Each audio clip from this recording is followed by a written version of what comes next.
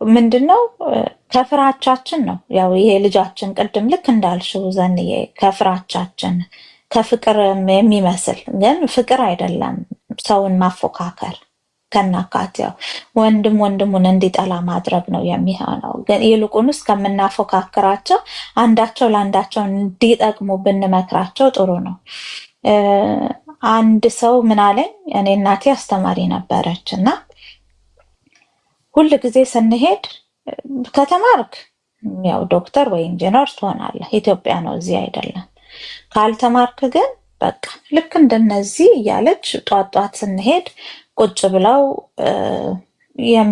ሳንቲምም የሚጠይቁ ኦር ደግሞ ሊስትሮ የሚሰሩ ልጆችን ታሳየዋለች ማለት ነው። ሰው የተማርኩት አለ ሁለቱን ላለመሆን ነው አለ። ትምህርቱን ወድጄው አይደለም አለ። በቃ ያንን መሆን ስላልፈለኩኝ አይኔን ጋርጄ በቃ ተማርኩኝ የምገባበት ውስጥ ገባሁ አለ።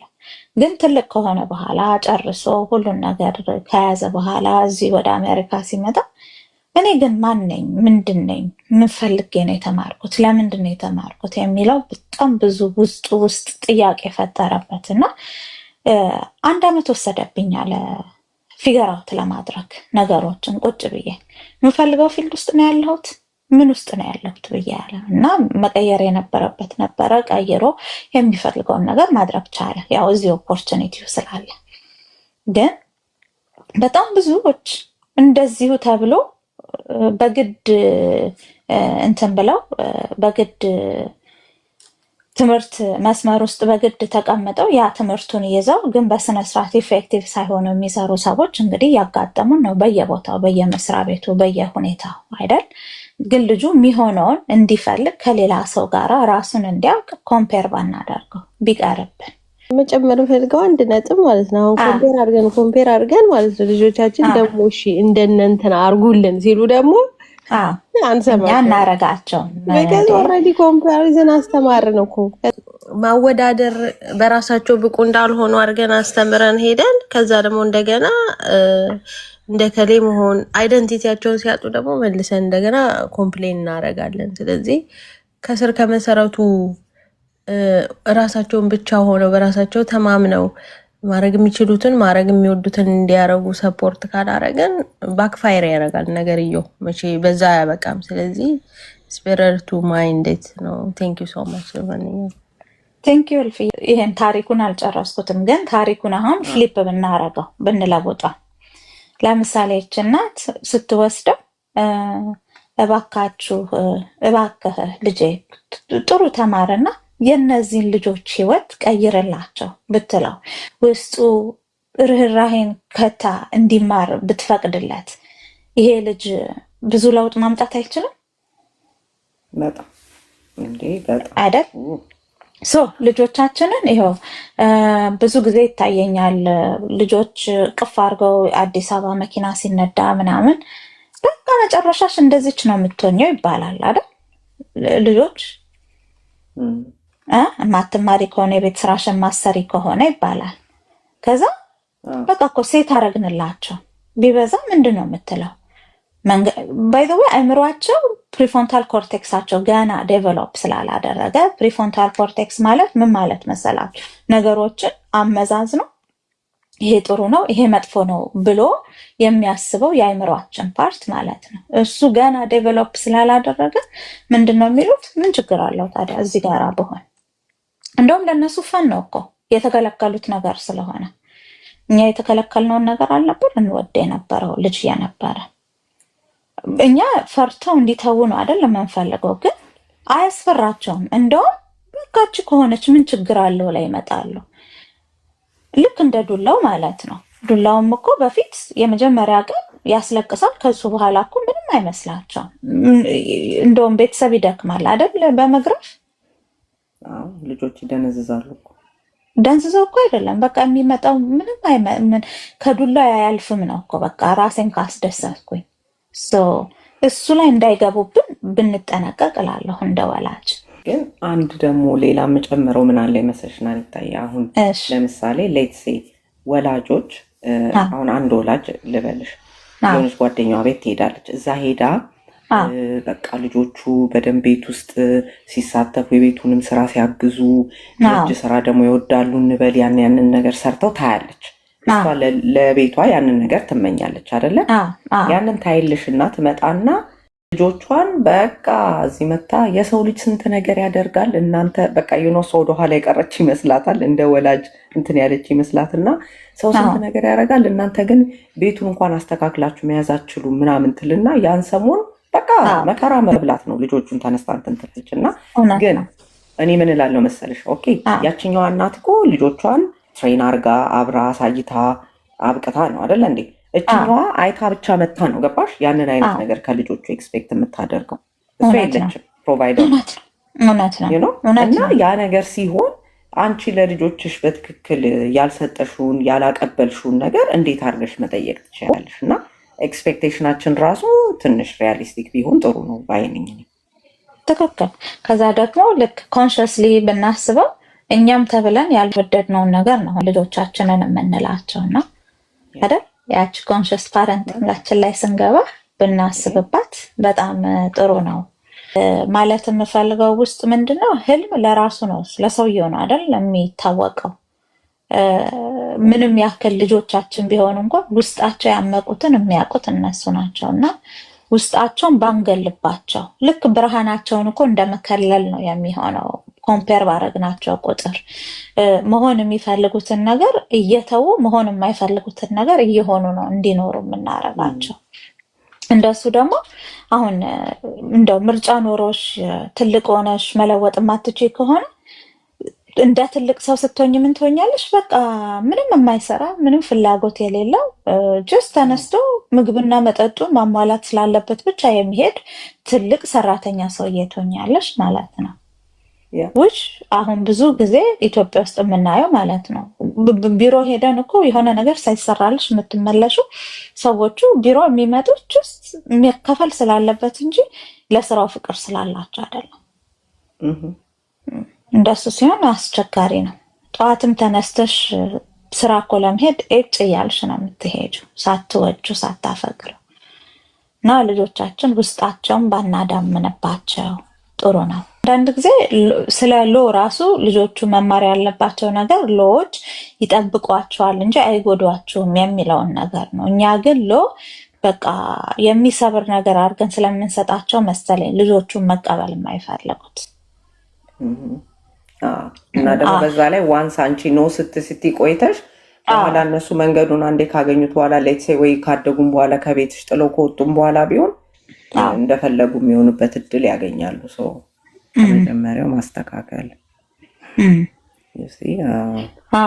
Trust your kids. Many Habesha parents believe that keeping kids at home is hovering and trying to control everything means you are doing a great job as a parent. እውነት ነው፣ ትክክል ነው። ቤቱ አሁን እኮ ዘንድሮ ቤት ውስጥ ሆነው ልጆቻችን ውጪ ናቸው።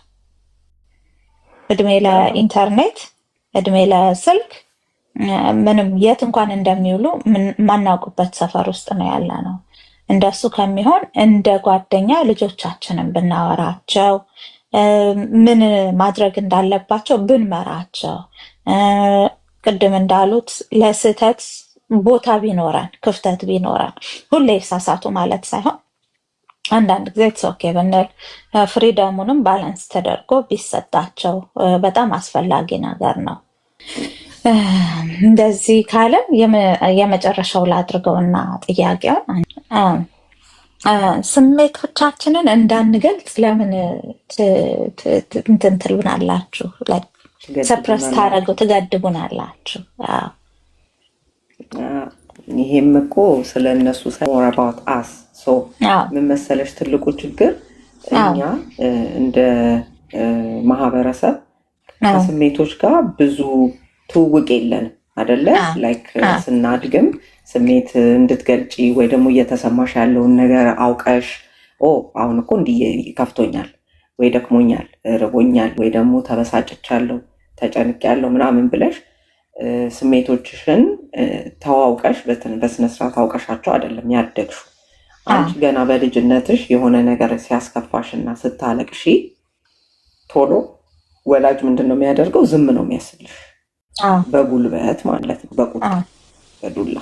ስለዚህ አንቺ በዛ ሰዓት ላይ ምንድነው የምትረጂው ነገር? አሃ ለካ ስሜት መግለጽ ያስቀጣል፣ ለካ ስሜት መግለጽ ፍቅርን ያስነጥቃል። የወላጆቼን ፍቅር አጣለሁ ለካ እኔ ስሜቴን ስገልጽ፣ ስለዚህ ስሜቴን መግለጽ አልችልም የሚለውን ልምድ ስለምንወስድ ገና ከልጅነታችን እያፈንን ራሳችንን እየገደብን ንዴት ቢሰማን ብንከፋ የሆነ ነገር ቢኖር በተቻለ መጠን ጸጥ ነው የምናደርገው። ለምን? ያ ነገር ከወጣ የሚመጣውን ስለምንረዳ ማለት ነው። ያንን በሆነበት ሁኔታ ደግሞ እኛ እናድግና ልጆች እንወልዳለን። ከዛ ልጆቻችን እነዛን ስሜቶች ሲያንጸባርቁ የመከፋት፣ የመናደድ፣ የምናምን እኛ ውስጥ የሚፈጠረው ምንድን ነው? አለመመቸት ስሜት፣ ዲስኮምፈርት ይፈጠራል። ስለዚህ ያ ነገር በቃ ልክ የሆነ ፍን የሚያደርግ የሚጨንቅ ነገር ኦር የመናደድ በቃ እኛ ትሪገርድ እንሆናለን፣ እንናደድና ምንድነው የምናደርገው ማለት ነው። እነዛን ልጆች እኛ እንዳሰለጠኑ ወላጆቻችን መልሰን እኛ ደግሞ እናስቆማቸዋለን ማለት ነው። በቃ ነው። ስለዚህ አሁን ላይ ምንድነው መሆን ያለበት? እኛ ይሄንን ችግር ይዘኑ የመጣነው ነገር እንዳለ ተረድተን መጀመሪያ ነገር ልምምድ ማድረግ፣ ከስሜታችን ጋር መግባባት። መጀመሪያ ራሳችን ላይ ነው ስራውን መስራት ያለብን። እኛ ስሜቶቻችንን ማስተናገድ ስንችል የራሳችንን ማለት ነው። ከዛ በኋላ የልጆቻችን ሲመጣ እንዲህ እንትን አንሆንም፣ አይጨንቀንም። ወይ ኦቨርዌልም የሚባለውን እንትን በአማርኛ ብዙ መግለጽ ባልችልም፣ ግን ኦቨርዌልምድ አንሆንም በልጆቹ ስሜት እና ጨነቅም በዛ በምናየው የልጆቻችን ስሜት። ከዛ በቃ ይገባኛል፣ የሚሰማሽ ነገር ተረድቻለሁ፣ ኢትስ ኦኬ ኖ ማለት ከሆነ ያለብን ስቲል ማለት ነው። እንዳልተመቸሽ ጉዳዩ ይገባኛል፣ በት ስቲል መልሴ ግን ኖ ነው። ከዛ ደግሞ ስትረጋጊ እናወራበታለን የሚሉትን ነገሮች መወሰን እንችላለን። ትክክል። ዛሬ ከፍቶኛል ሲሉ እንዴ እየበላህ እየጠጣ ምን ይከፋሃል አይደለም ማለት ያለብን። አይዞህ የኔ ልጅ ለምን ከፋ፣ ምን አጋጠመ፣ ምን ብትሆን ከፋ ብለን አይደል ስሜቶቻቸው ሞር እንዲያወጡት ማድረግ። ተናድጃለሁ ሲሉ ምን ኖሮብህ፣ የቤት ኪራይ የለብህ፣ የምትከፍለው የመኪና ቢል የለብህ ሳይሆን ማለት ያለብን በጣም ነው እንጂ የሚከፋው ምን ሆነብህ። ለእነሱ እኮ ያቺ ህይወት ራሱ እኮ ከባድ ነበረው ጊዜ የተሻለ ነገር መጥቶላቸዋል። በጣም ያወራሉ፣ ኤክስፕሬሲቭ ናቸው፣ ከኛ ይሻላሉ። ግን ስቲል ልጆች ናቸው። እነሱ የሚፈልጉትን አይነት ምላሽ እኮ ላንሰጣቸው እንችላለን። ግን ተስፋ እንዳትቆርጡብን እኛም ገና እየተለማመድን ነው ብለን ኦነስትሊ ለልጆች ያለንበትን ነገር ስህተታችንን አምነን እንትን እንዲሉ እንዲረዱን ማድረግ ጥሩ ነው ብዬ እኔም ደግፋለሁ። ይሄንን በጣም ትክክል። ፊሊንጋቸውን ቀጥሎ ሊነግሩን የሚችሉት ቅድም ልክ እንዳልሽው ነው ዘንዬ፣ መጀመሪያውን ስንቀበላቸው ነው። የመጀመሪያውን ሸዳውን ካደረግናቸው የሁለተኛ ጊዜ አይመጡም። በቃ ይችሉታል ማለት ነው። ከዛ ምን ይሆናል? ያ ፊሊንግ ከጓደኛ ጋር ይሆናል አይደል ሸር የምታደርጊው። ከዛ ያ ጓደኛ ደግሞ እድሜሽ ነው ያለው፣ ብዙም እውቀት የለውም ከአንቺ። የሚመክርሽ መጥፎ ነገር ይመጣል ማለት ነው። ያኔ እኮ ነው ልጆች እኮ በጓደኛ ኢንፍሉዌንስድ ሆነው የማይሆን ነገር ለሚሄዱት። ምክንያቱም እኛ ትናንሽ ስሜቶቻቸውን ስላልተረዳናቸው። ምንም ጥርጥር የለውም። እኛ ሴፍ ስፔሱን ካልሰጠናቸው ቤት ውስጥ እነዚህ ልጆች የማይሆን ቦታ ሄደው ይፈልጉታል። እውነት እሱ እንዳይሆን እኛ ደግሞ የተቻለንን ዛሬ ራሳችን ላይ እንስራ፣ ራሳችንን እናርም። የሚመስለኝ እኔ ትክክለኛው ነገር እኛ ዘለን ልጆቹን ፊክስ ለማድረግ ነው የምንሄደው፣ ግን እንደሱ አይደለም። ያው ዛሬ ያወራነው እንግዲህ ቲኔጅ ልጆቻችንን እንዴት እንረዳ በሚለው ነው። ዋና ካነሳናቸው ነገሮች አንዱ እኛም ትላንትና ልጅ ነበርን እና እሱን አንርሳ። እኛ በምን አይነት መንገድ አለፍን፣ ምን ሲሉን ደስ አይለንም ነበረ፣ እንዴት አድርገው ወላጆቻችን የሚያናግሩን መንገድ ወይ ደግሞ ያለማመን አይነት ነገር ሲያሳዩን ያ ነገር እኛን ምን ያህል ይሰማን ነበር፣ ከሌላ ልጆች ጋርም ሲያወዳድሩን እንደዛው። ስለዚህ እነዛን ነገሮች አንስተን ዛሬ ላይ ከልጆቻችን ጋር እንዴት ማድረግ እንዳለብን ስንወያይ ቆይተናል እና ያው አሁንም እንዳልኩት ደግሞ ምንድን ነው በቃ ከልጆቻችን ጋር አብረን እንደግ ብላለች እልፍ። እኔም እሱን ነው የምለው እና ራሳችን ላይ እንስራ እባካችሁ። ትክክል። ራሳችን ላይ መስራታችን የሚጠቅመው ልጆቻችን ጥሩ ይሆንልናል፣ ሌላ ምንም አይደለም። ግን ኮንትሮል ያለን ደግሞ ራሳችን ላይ ነው። ግን እኛ በጣም ብዙ ኤነርጂ የምናጠፋው ልጆቻችን መለወጥ ላይ ነው። እሱ ከሚሆን ያንን ኤነርጂ ራሳችን ላይ ብናደርግ አንደኛ ልጆቹንም ጊዜ እንሰጣቸዋለን፣ ሁለተኛ እኛም እናድጋለን፣ ሶስተኛ ከልጆቻችን ጋር ያለን ሪሌሽንሽፕ ሳናጠፋ እነሱም በሰላም ያድጋሉ። ኮመንት አድርጉ፣ ወራ ዘጌስት ግቡና ጠይቁን፣ እንመለሳለን። ስለመጣችሁና ስለተሳተፋችሁ በጣም እናመሰግናለን። እንግዲህ በያላችሁበት ሰላም እደሩ፣ ሰላም ዋሉ እንደየጊዜ አቆጣጠራችን። ቻው ዘንዬ፣ ቻው ሚሚዬ። አሜን። ሰላም እደሩ። ባይ